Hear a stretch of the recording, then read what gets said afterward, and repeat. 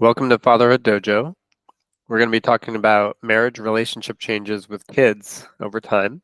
And I have my buddy here, Jeff Yasinchuk. Hey, Jeff. Hi, Matthew. Good to have you. I would say back. We recorded a conversation on a different podcast, but it was just the two of us. That was maybe many months ago. I don't know, 2023, likely. Yeah, I believe. Okay. So. What was that conversation? Do you remember the title of that one? That was about our relationship with our kids, right? It was, and how it was evolving, how it evolved and changed, and Yeah.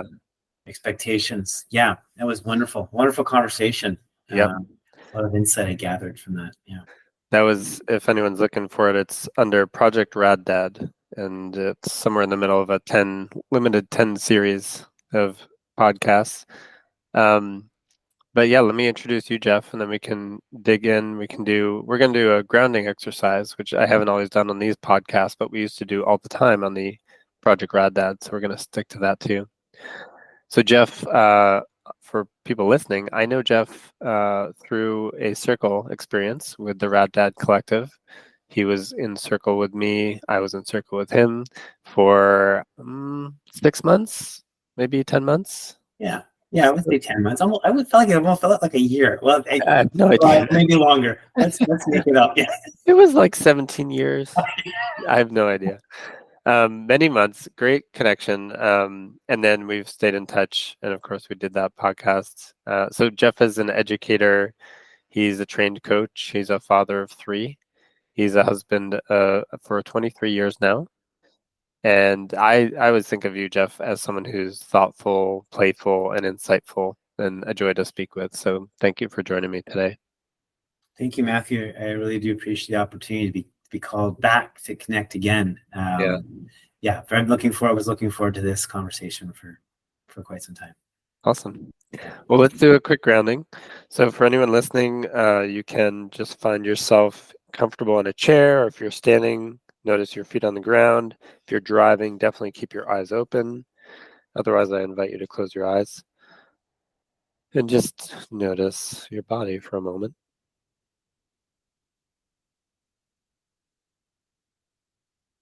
And even if you're doing the dishes or doing something else as you listen to a podcast, just notice your body as you're doing that.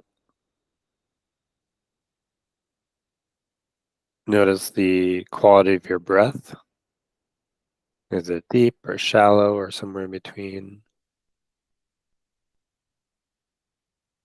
Notice that you are being naturally pulled towards the earth. And notice those contact points, your feet, your butt, wherever you are in contact with the ground.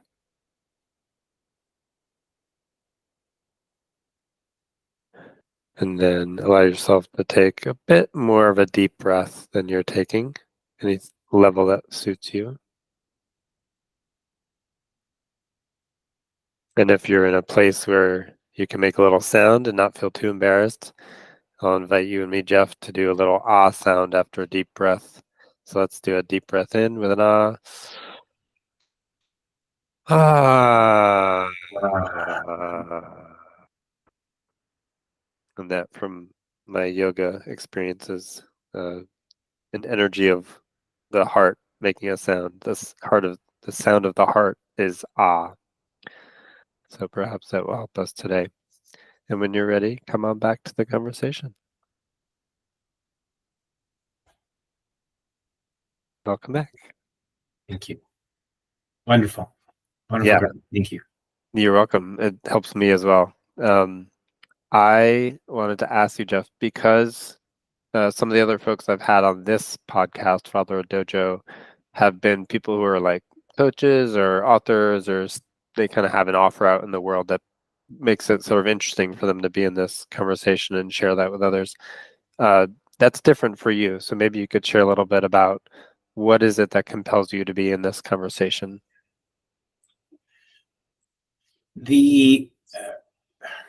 I think there's a pull, or I don't know if it's not so much a requirement, but there's an energy that's calling me to show up when asked, particularly in support of other men and fathers. Gone through fatherhood, the father of 3, and we're in it. And we've had some difficult issues, particularly as the children have gotten older. The parenting has shifted so dramatically, and the energy required, and the relationship, obviously, as we talked about in the previous podcast, you mentioned that so much so that I feel as though I'm in a stronger place now than I was when I first started as a father, and going through so I have a better idea of seeing the forest for the trees now. And that analogy actually is so applicable. The metaphor is so applicable because now that I'm seeing the bigger picture, I now feel compelled to say, hey, like, if you'd like help walking through it, or if you have questions, or you'd like a guide, or there's wonderings, I feel I want to pay it forward, because people like yourself, the Rad Dad Project, the men's circle I sit in here, I've sat in here for nearly a decade here, have really come really a long way in helping with that. So no doubt I feel compelled to help people as well. So nice. So I feel it's really good about that. So I'm just grateful to have that opportunity. And when I'm called, I'd like to show up for that. Yeah. Thank you, Jeff. That's awesome. Yeah. So just you being a human being and offering. Yeah. I wish I'd had this, Luna. It was important because my example of fatherhood was my father. For all his warts and all his issues, and there's beauty in that too. And that was a different time as well. Like, 30 years is a lot different than how fatherhood continues to evolve, and what we define as fatherhood, I think. And it's a transitioning piece. And so that was my only real marker. Now that I've met men like yourself, and men who are fathers of older adult children, this is just a sweet spot now to be in for me. Yeah. Right on. Yeah. Cool. How about yourself, Matthew? I'm curious. I've been following the dojo now for a while, and what compels me? Yeah, you just made this. Yeah, you just made this decision to, like, particularly. Yeah, it's just there's a hunger there. What's compelling you to? Yeah, go thanks deep for on asking. There's 2 things. The first one was a thought that as I finish a book that I'm in the middle of now, which is a father-daughter story about pretty heavy power dynamics that is related to my own experience with my daughter. I thought, well, I don't want to have no one to talk to in between then, like now and the time it actually gets shared. I'd like to be in a conversation with people that might enjoy the book. So that was part of it. And then the other part was I noticed very quickly as I'm cultivating content, I'm constantly aware in my day-to-day life that either this thing I'm experiencing might be useful content, but it's not so much from a marketing standpoint. It's more like this is something I might be able to get a lot out of by looking at and diving in deep in writing about or talking about on a podcast. And so I have this extra layer of awareness about where I'm falling short of things I might have said publicly before, or where I'm actually doing a really good job. My awareness is heightened around that. And as much as possible, I do that with compassion. It's not like a policing awareness. I suppose the short answer is it makes me a better dad to be putting out content like this in Fatherhood Dojo space. Thank you. Thanks for sharing. Yeah. Yeah. Let's talk about this topic today. So we're talking about marriage relationship changes with kids over time. We talked a little bit about this the other day. So there's strains on the marriage, especially when kids get thrown in the mix. So let's name some of those for ourselves, and I'll ask you to go first. What have been some of the things that have strained your marriage once kids came along? Yeah, definitely. I would say not being definitely a lack of being in lockstep about what does raising children look like? Like, what is your view of of raising children? What is, or my partner's view, my wife's view? What's my view of raising children? We never talked about our past experiences, from our parents, how our parents parent us. We never really got to that point where we could actually be open about our experiences, because that's really what was informing our parenting. And because we didn't have that context, I felt as though we were coming at parenting from two very different, nature versus nurture. Sure, there's individual perspective on that, but there's a huge, I would argue, a huge load of what we bring forward from our own experiences as children as being parented, and ours were vastly different. And yet there were some similarities as well. But we didn't realize this until we were well into the parenting thing, into the parenting journey, and things started to fray. So I would say that was a big piece, was the lack of, not to say we needed to set out this whole framework of how we're going to raise children, but having the conversations about what's important as a parent. What happens in these situations? What would this look like? We were learning on the fly, which I think a lot of parents are doing. And I wonder if we were able to tame that somehow, and just would that help? Would that have helped with the additional stress? Our time, the second piece I would probably note would be our lack of time together one-on-one. Everything from just being able to sit down and just lie there and just maybe watch mindless something on television. Those times really evaporated quickly, and as a result, the connection started to fray again. Why we're here, what are we doing together in the first place? That all got lost. It became not about us at all. It became fully about raising children and about what that entailed.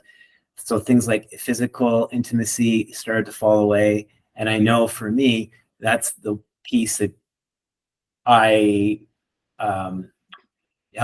gets me connected. As I realize as an individual, I actually need the physical intimacy for reconnection. And when we weren't having that, that definitely for me was a really difficult piece. So those are the kind of the main things that really came to the forefront very early on. Having children. And no, Matthew, you've got younger ones. I'm wondering what does that look like for you now? Because your kids are sort of, I want to say Rose. The youngest is almost, Rosie's almost 13. She'll be 13 in September. So that's her youngest. Yeah. And the oldest is 22. He'll be 22 in July. Okay. And I'm in these contexts, I'm choosing not to say my kids' names, but their ages are 4 and 7. And so I feel like we're definitely still in the early stage of some of the stresses that are still present. But I would say similar. And it's funny because I had someone mention this idea to me that like these issues between parents always come down to money, sex, and kids. In other words, kids being the parenting styles. And I looked it up, and there's a book called Money, Sex, and Kids. So I got it out of curiosity. But anyway, that's kind of where it laid for us, was like similar to you. We didn't have like a shared sense. There was no conversation about, oh, what is your parenting style? What did you learn based on your parents, how either you do want to do things or don't? I think lack of sleep was one of the hardest, and thankfully I'd say in the last like maybe a couple of months we're getting past that, but it's been that hard for that long that like the first 3+ years of my son's life there were lots of sleep challenges. So lack of sleep I think was a major stress for us. Occasionally it was about money, but not so much not having enough. It was more like, how do we manage this the way that we think, and we each have our own opinions about that. Lack of intimacy, like physical intimacy, was a big challenge. And then lack of spending time, like time goes out the window, like the way you described, the lack of having time to get on the same page. So like a time, like a regular practice of sitting down and like comparing notes and making plans, that was not there. So there were all these like, I think the stress came from just a lot of assumptions and often being wrong about the other person. And um, yeah, I would say more about how that played out Mhm. as we go, but that's the Yeah. those are the stressors that I felt. Mm. I appreciate that. In a vacuum, for me, without the Mm-hmm. lack of information in a vacuum, I make some big assumptions. And I did. As you're saying that, I'm like, I made some massive assumptions Mm-hmm. for the and and and I probably would put that on the fact that we didn't have a really a context for conversations of parenting. And so right away, yeah, I would definitely be guilty of judgment, lots of heavy judgment on my wife for sure. That was the easiest thing. That's swinging the club. That was the easiest thing to Yeah. hit. Like literally, metaphorically speaking, not Yeah. obviously, yeah, but like that was like that. That was the thing that was like, there it is. It's easy. I can just pound away there basically. And Right. That's maybe part of the answer to the next question. Like, how did the stress manifest? yeah, Like, yeah. what was some of the breakdowns? Like you mentioned judgment, that might be one of them. Judgment. So yeah, absolutely. Withholding information. Um, and that just might be out of just resentment. Um, Resentment for me, again, physicality and intimacy, not those needs not being met. So obviously building resentment there. And a little resentment probably towards my children too, because Mm. there's a finite amount of time in a day. And I'm like, and I haven't even talked to your mother yet. You've had her Yeah. all day long. Like, I could hear that voice going, me, kind of, what about me? Yeah. Push the 2-year-old away, get to the front of the line kind of thing. Yeah, I felt that there definitely, there's times where there was it showed up in resentment. Um, uh, that felt judgment. Those really, really do. And we would argue, but the arguments they weren't drag out yelling arguments. They were just Mm. like agree to disagree. And then we wouldn't talk. We would go through 2 or 3 days of complete parenting. I don't know how we did it, 3 or 4 days sometimes, not talking to each other, and yet holding the family together. And Yeah. and we were naive to think the kids didn't know. Like, it'd be pretty stupid to the kids wouldn't go, something's really weird. They haven't said, we're sitting at dinner now for 3 nights and not saying anything. It's, Mm. I look back at that and I think, yeah, like, how would they not notice that there was definitely something? And obviously that would have an impact on the dynamics of the family. I don't know how. Yeah. So yeah, those are the big pieces that really, Mm. how that showed up for both of us. Mm. Well, for me particularly, I don't want to speak for my wife, but that's definitely how I felt. Yeah. How about you? How's it showing up? How's that show up for you and Yeah. your marriage and those times of? It has been, and it's still, and sometimes this can happen still, like the amount of snapping at each other. It's like, something breaks the camel's back, so to speak, and then we're like angry and feel like, how could you? Like, even though we hadn't made some agreement, it's like, how could you have done this thing?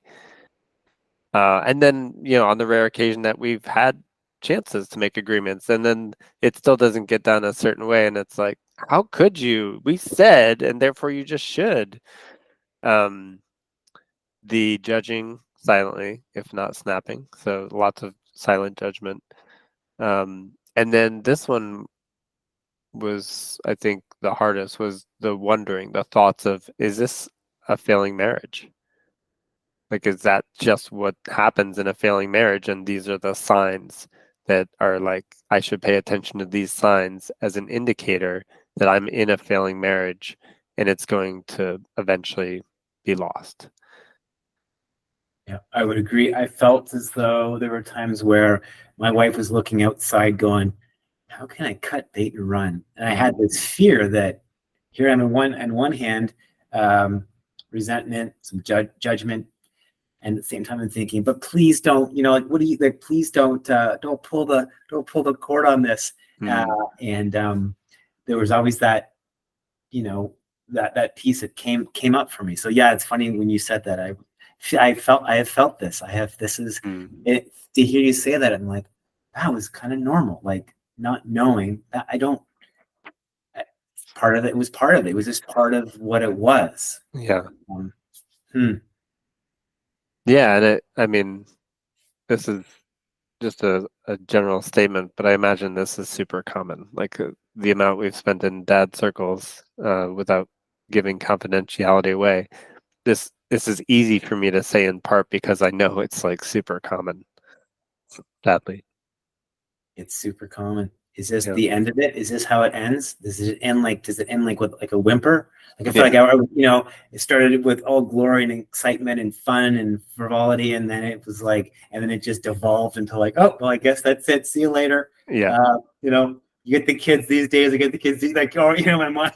Okay, what's it Yeah. gonna look like? It was really, yeah, and that's a scary place to be too, because Jesus, it becomes self-fulfilling. Mm.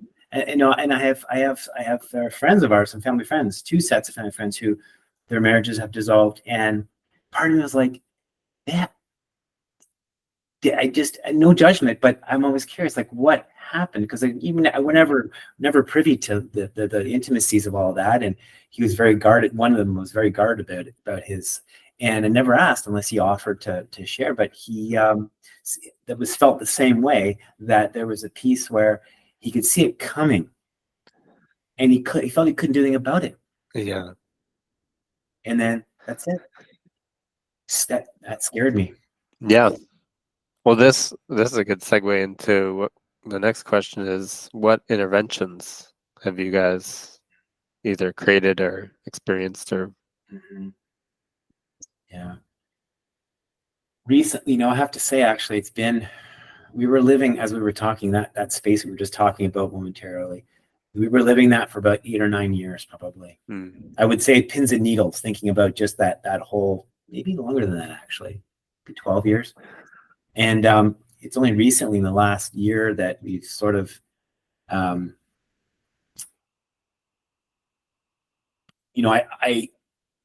think both of us were afraid to have this. We knew that we had to have the conversation.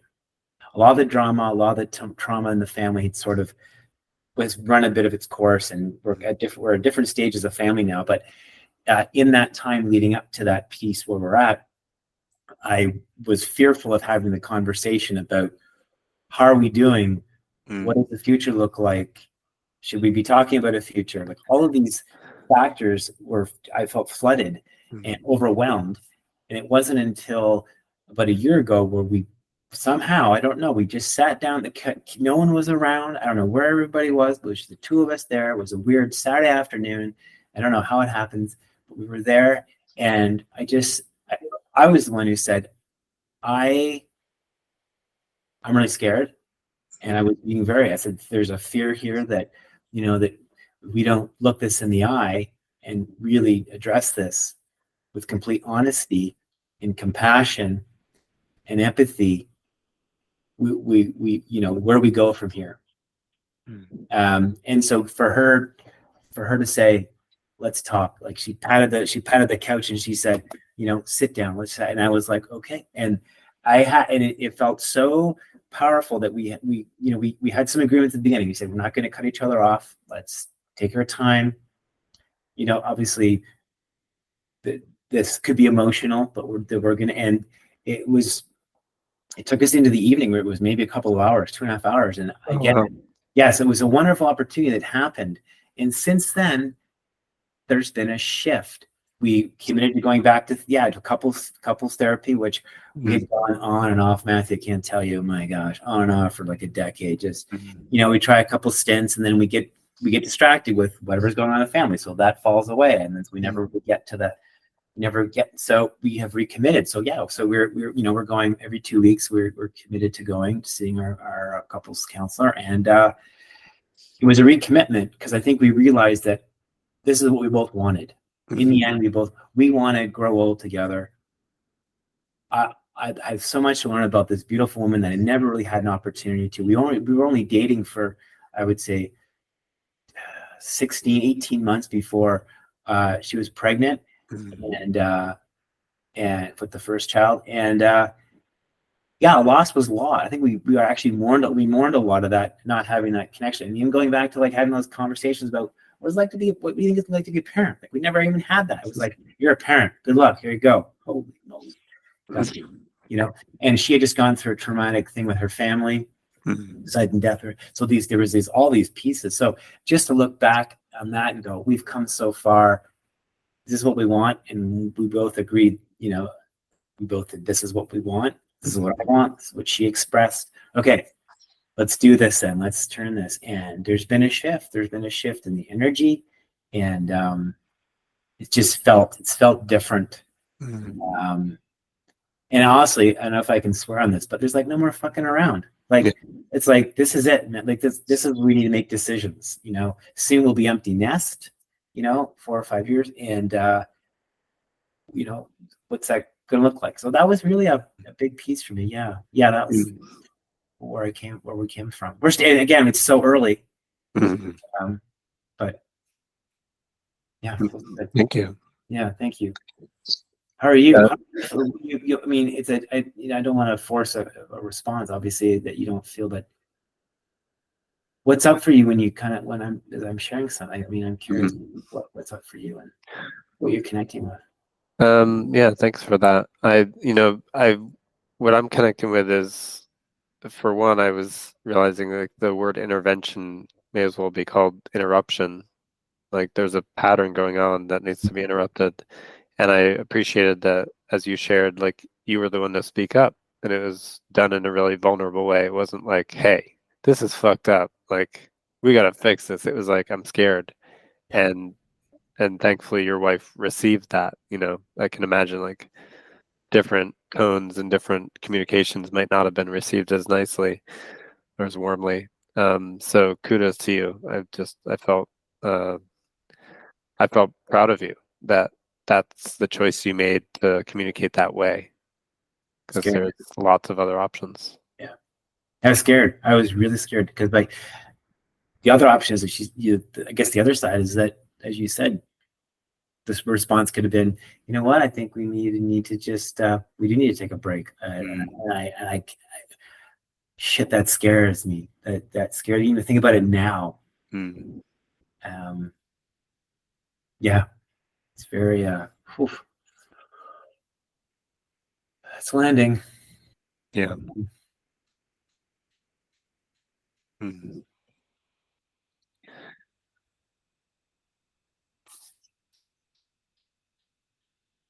Well, we had somewhat similar in the way you described it. So we had been seeing a couples counselor. We did a bit of jumping around with couple counselors, and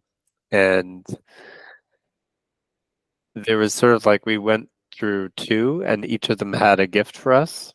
I don't know that I could call it out, but by the third, we landed in a really good way. And what started to come was like a real clarity from this counselor to be like, okay, here's what I statements look like. Here's how you do it right. Here's how you do it wrong.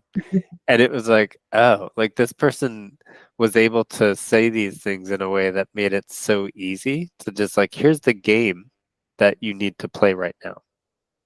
And if you play this way, you're going to have a hard time with this game. If you play this way, there's a much better chance. And in the end, she was kind of assessing after her time experiencing us a bit. She was like, this is really normal, guys, like what you're going through. And she just did a great job. So I statements were a big intervention, I would say, like just adjusting our language to really own our experience versus here's a good distinction that you could probably appreciate. It's like, I am feeling angry is an ownership I statement versus here's one that doesn't really work as well. I feel like you're being a jerk, like, yeah, you said I feel, but so there's some nuance there that we had to learn, and I'm still learning because the impulse is to share I'm experiencing you in this bad way. Let me tell you how I'm experiencing you because it feels true from over here. Versus like I'm feeling this thing. As you do this thing, I'm feeling this thing. Very different and subtle. a forgiveness process. We looked at several years back and looked at some of the things that still felt icky to us about old experiences that we would say like still had a charge in some way. And then we did a values exploration. So this was like, my wife had her top 10 and then in order what are her values, and the same with me, and we talked about it. And what came from all that, I think, was, well, we'll get to that eventually. I will say one of the interventions that happened more recently was a weekend getaway that we had never been away as a couple from our kids overnight ever until like a few months ago. And again, the oldest daughter is 7. So that's 7 years of never having a night, like, yeah, maybe a few date nights, but a night out overnight away, like really big difference. And one of the interventions related to that I'll share is that we did a deep dive conversation about sex and what our needs, our desires, and our couples counselor had already given us, like, here's the way to think of it. She used language like, what are your appetizers? What are your entrees? What's dessert? Like, it made it really light for us to talk about. And we discovered things that we were like, oh, like, I thought you didn't like this thing, and she thought I didn't like this thing, but we both do. We just hadn't tried it again. And so it was like, it was really, that was a really pleasurable Mhm. intervention, a pattern interrupt that has served us well. So yeah, those are all pattern interrupts for us. Thank you for sharing. I the counselor makes all the difference. And you said, you said earlier, we went through a couple, and I was nodding in my head going, absolutely. I mean, I don't know how you couldn't to find the first one, the first pick of the litter, the first shot. That's great. I mean, Right? you won the lottery, basically. I really think it does matter and what counselor is good for one couple isn't. And that sounds that she brought levity and play into this, and sort of, and the fact that she validated that, hey, you two, you're not the only people going through this. Like, not to minimize it, but there's the reality. Like, I always worry about that kind of, when I take that approach with people or like my kids, it's not to minimize their experience. And I'm really trying to be conscious of not doing that. Mm-hmm. But there is some truth to that, in accepting that this is not normal. This too also happens. Yeah. It's a unique couple experience, and yet there are some elements that get that just, they cannot, I don't know, there cannot not be some commonalities there. I don't know how Yeah. it could be. So I really connected with what you shared there, and then having a fantastic counselor. Yeah, we're working with ours. I mean, it's fifth time. So I say, well, definitely one of the interventions, and I just really quick that because it really was, you mentioned around going back, and I was always afraid to go back, to look back in the mirror, because I was, part of my upbringing, and I don't blame fully on my parents, but was, you need to focus ahead. You worry about too much what's behind, that's what drags you back. In fact, I think I'm learning, it's one thing my partner does really well, is there's a reflection piece. Like, you need to be able to look back to reflect. I mean, that helps helps inform sort of often how I move forward, is to be able to.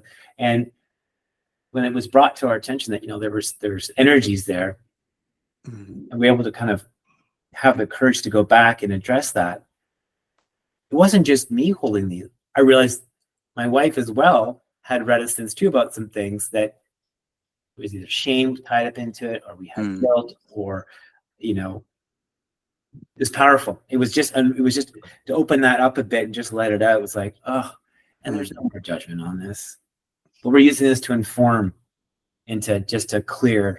It was so powerful. Yeah. Yeah. Yeah. This is an episode promoting couples counseling, essentially, which is not a bad thing. It's not a bad thing.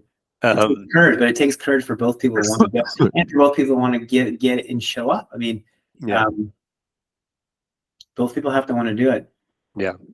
I know that I've heard actually guys in our circle, and I've heard myself say this too, like this, at some point when the relationship is stuck, it requires a third perspective, and often that's a professional who knows what they're doing. And and it's not going to be forever necessarily, but as far as we're concerned, like we're not in a regular cadence anymore. We got like the beginning of what we needed, and it's sort of an a la carte now. Like when something feels like it's coming up, like we could reach out and schedule something. So yeah, just a touch point of someone who has that kind of elder mentor energy to be like, hey guys, I hear you. Let's look at it this way. I think you should try this. It's so supportive. There used to be, I think, the stigma around couples counseling shifting. Well, people are, what's valuable to you? Do you want to save? Would you really want to save what you have, or I'm finding that I've had those conversations with the men in my life as well that are,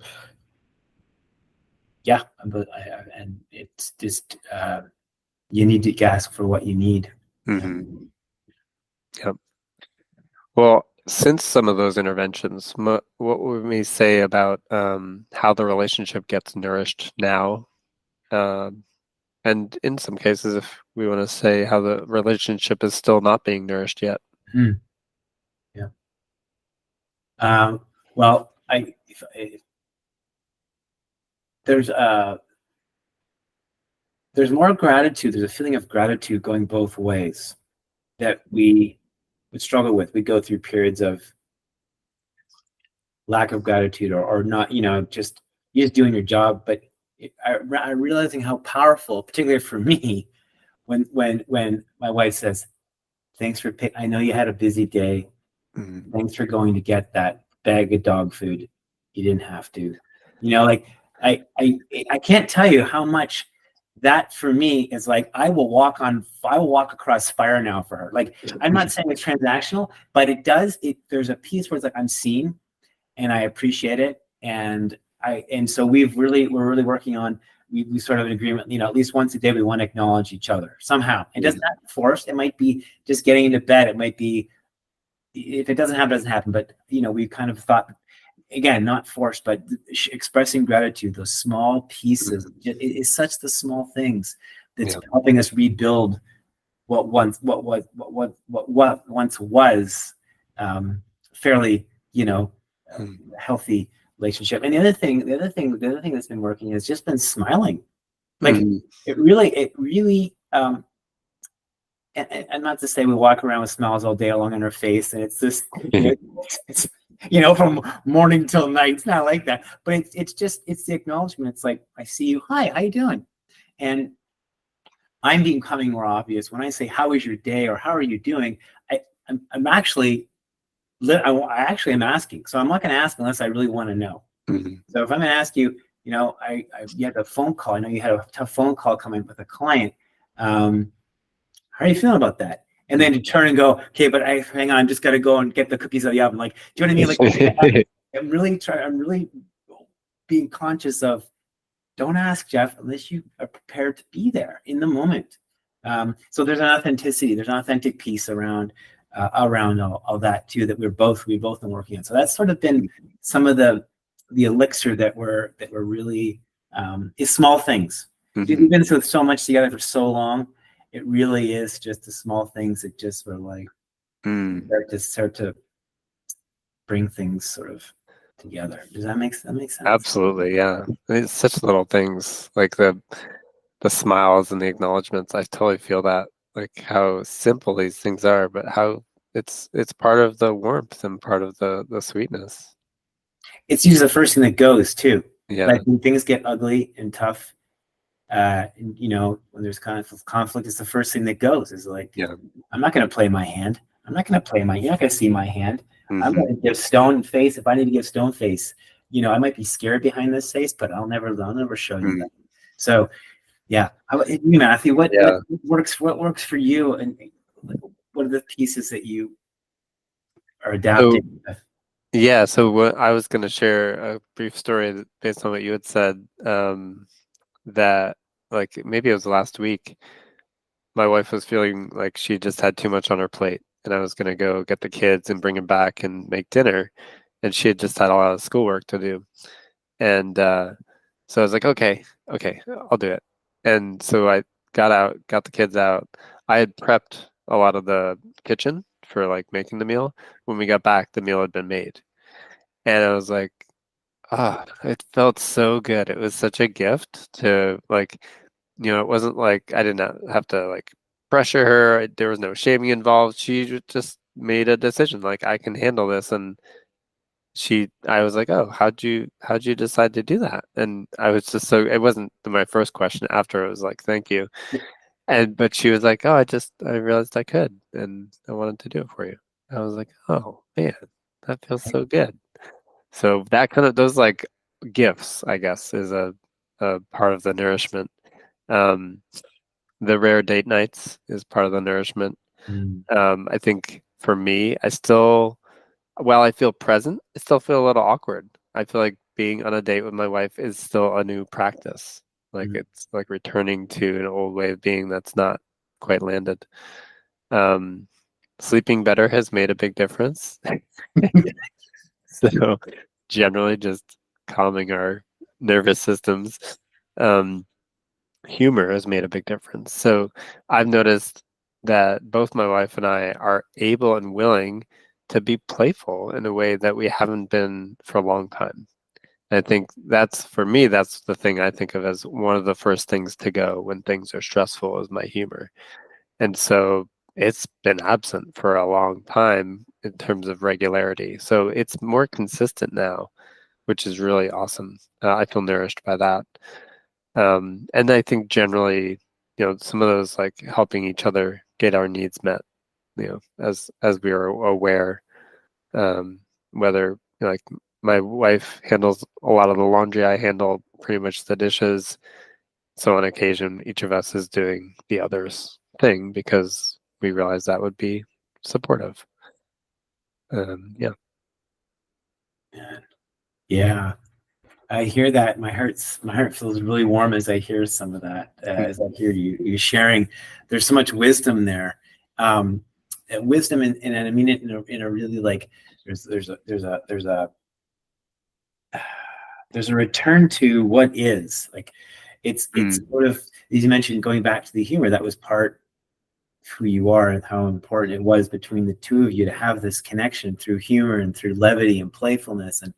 Um, and when that goes, that's a part of it'll be part of myself that I'm sacrificing, mm, because for whatever reasons in front of us, I can't bring that into the situation. And yeah. yeah, it doesn't allow for it to do so. But whew, what about your children?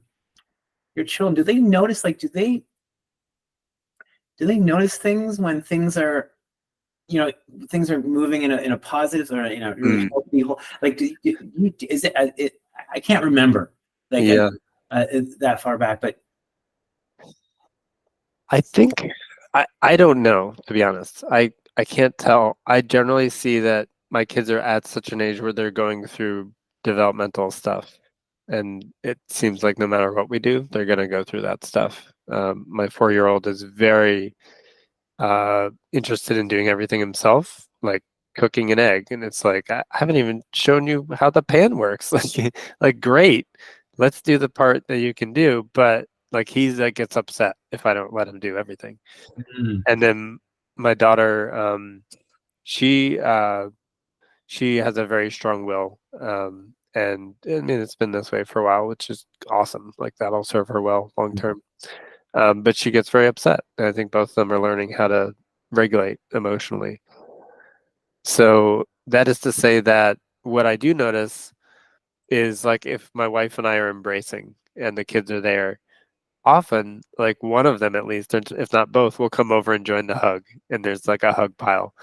Um, so that kind of thing can happen more now because we're like the thing we create a thing like a hug and it's like a magnet, and then in the moment they're drawn. I don't know if it impacts them in other ways, like other parts of the day, but there are moments I think they get to participate in something that we create. beautiful. I love that. Love that. I love that idea. They get to participate in something that you and your partner create. I think that's, Hmm. yeah.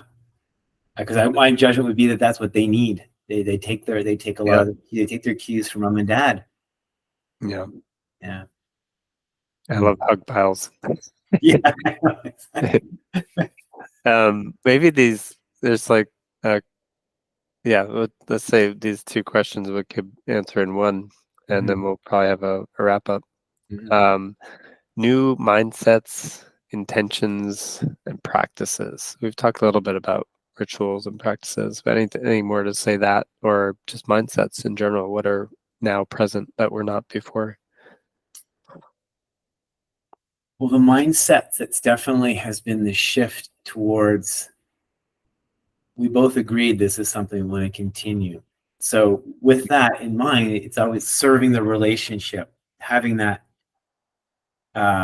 piece. So when things can possibly, there's some conflict or some disagreement, there's always that in mind. So it kind of helps to, I'm not saying putting out boundaries or rail guards, but sort of in a way, it's like, okay, like, this is this is kind of the space we're going to go into. We don't need to go out here. You don't need to bring these things in. You don't need to bring the knives out. You don't need, these kinds of sharp words, or it's not really serving it's not serving the relationship. So why waste the energy? I mean, I'm getting old in my life. I don't have a lot of energy during the day sometimes. So it's like to be so emphatic about something that I'm going to die on this hill, hell or high water. That's just not, us just don't have that anymore. And I'd fight tooth and nail to the bitter end on everything. And now I'm like, you know what? It's, it's not serving the relationships, not serving us. I'll let that go. I'm not even gonna say I'm gonna let it go. I'm not even gonna, it's just not even so if something is set off the cuff to me as I'm out the door, I'm like, no, it's okay. It's not gonna, it doesn't affect my day, it doesn't affect me really. And it doesn't. So I think having that idea of the bigger picture, and now that we're both clear about this is the bigger picture for us, that mindset actually makes it easier to slide through things, to be in those odd moments where sometimes there might be some headbutting. It's like, no, do we need to do this? Like, are you okay with this? Yeah, I'm okay. Fine, whatever. Like, pick the purple. I don't care. Take whatever. I don't, because it's just, and then what the part about it is that what I really love about it is that we both also recognize when there are moments when this is really important to her. This is it. I'm starting to recognize that more, that this is important to her. So therefore, this is how it's going to go. And it's okay. I'm just really, really being at peace and at ease with that, in myself, and then my contribution to the relationship. Nice. Yeah, I hear a willingness to let things go. That's like, it's a lesson. I'm in the middle of it. That's a great reminder. Yeah, thanks. It was so freeing. Honestly, it is like, it's just like not having the albatross around the neck. It's just like, so yeah. And so with that, the lightness, there's definitely a lighter feeling in that. And yeah, I have to say, I really feel that way. How about you? What are you? What's the reorientation of the mindset? Is it? Yeah, I think one is that we got to a point in our couples counseling where, we were so afraid of that, like, are we in this failing marriage thing? And we weren't sure if we were gonna make it. And we found a way through, especially with this recent couples counselor.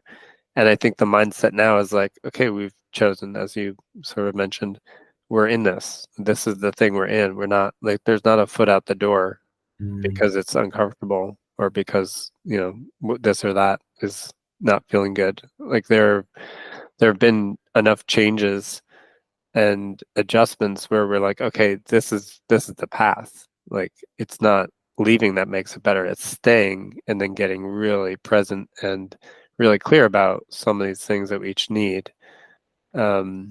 So we're in this together, we're growing together. And part of it was modeling, that we recognize we're modeling what a healthy partnership is. Or I'll take healthy out. We're modeling a partnership. Whatever we choose to model is a model for our kids. Ideally, we're modeling a healthy partnership. I know I would add to this, and I'm talking a lot about this these days. For myself, a practice that's really crucial is nervous system regulation. So as I move through my day with my family, this is in part like in the past when I've overreacted towards my kids, it would upset my wife, understandably. And then I would have my interactions with her that could go awry. And I'm just much more aware of when something is a real danger or not. And sometimes I have the ability to pull myself out of a charged, overwhelmed feeling when I recognize this is not an actual danger.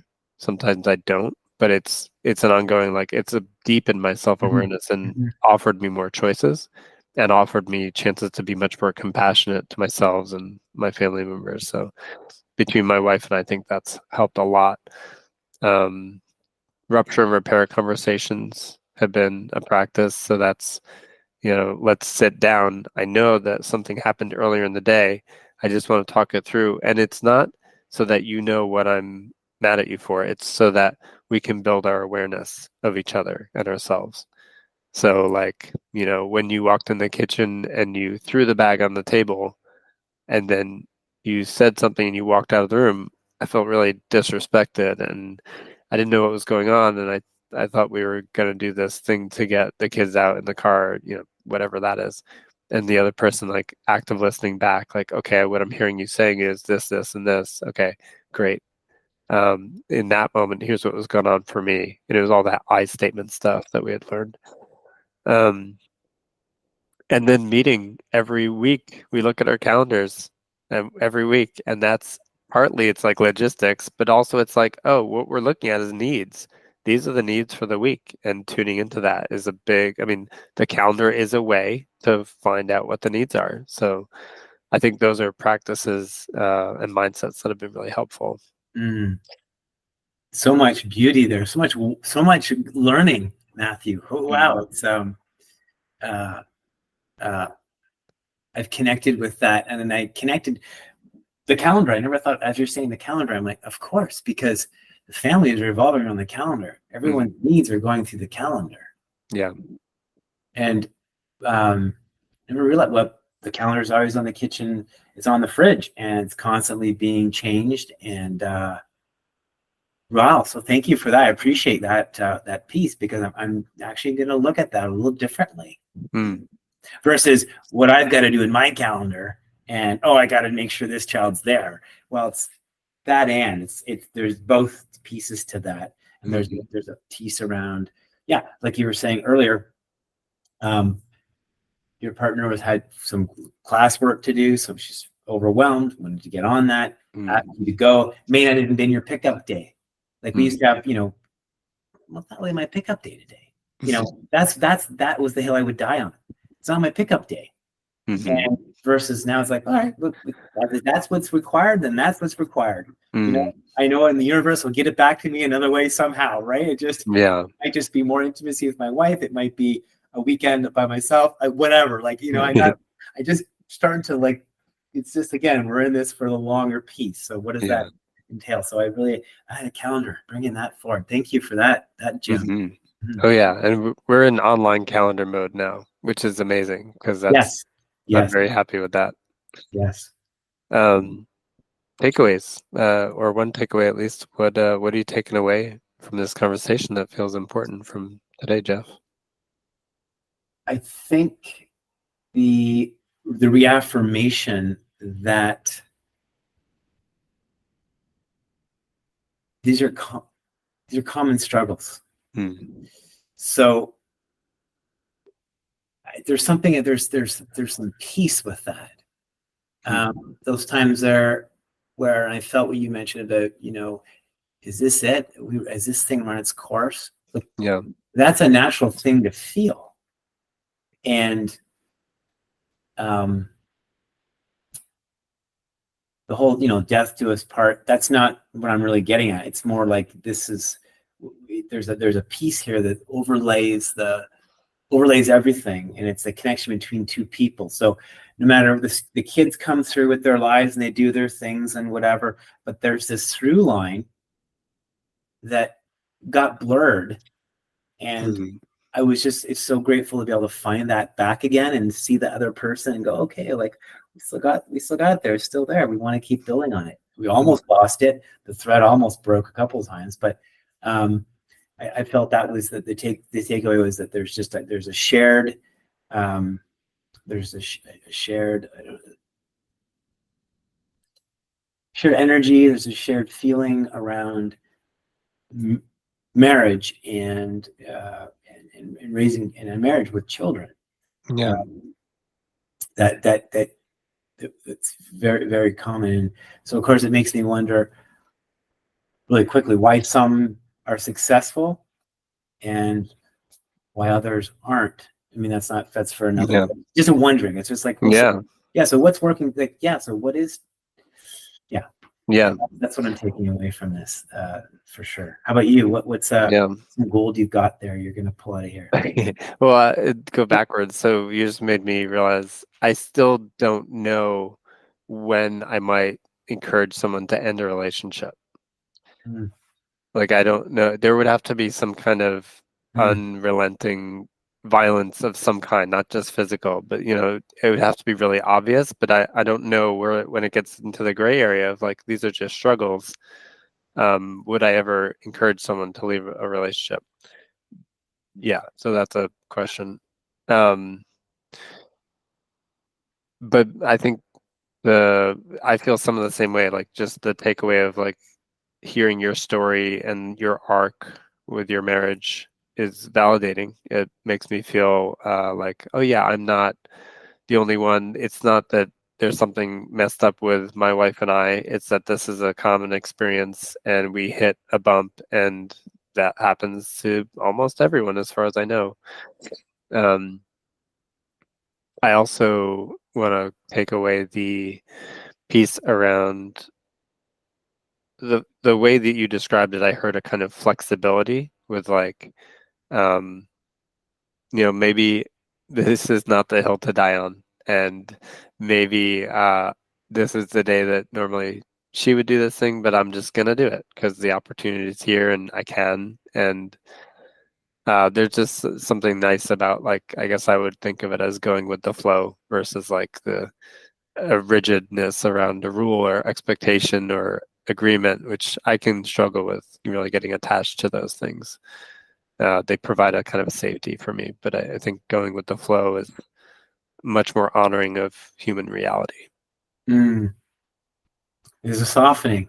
I personally have had a softening on different, emotional softening, but like, just the edges are just softer now. They don't, Nice. Thanks for sharing that. Thanks for being in this conversation with me today, Jeff. My pleasure. I'm so grateful for being asked, Matthew. I'm grateful and I appreciate you for your work. Thank you. You're welcome. Thank you.